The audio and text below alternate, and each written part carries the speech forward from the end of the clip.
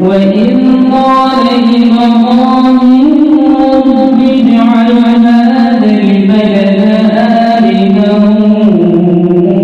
واجنبني وبني أن نعبد الأصنام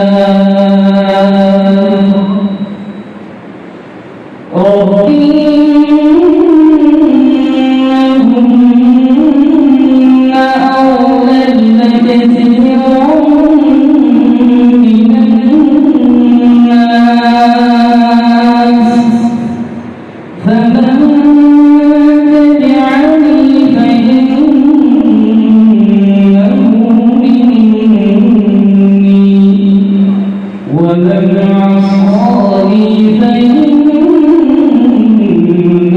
غفور رحيم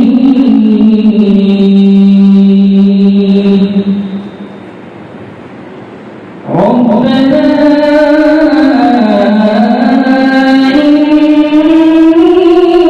إني أسكنت من ذريتي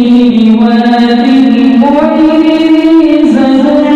عند بيتك المحرم ربنا ليقيموا الصلاة فاجعل أفئدة من الناس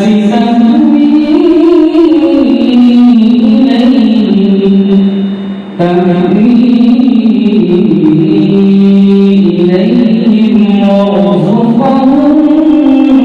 من الثمرات لعلهم يشكرون ربنا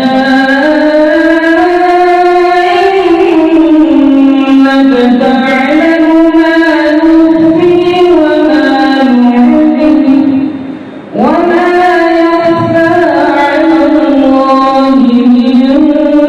شيء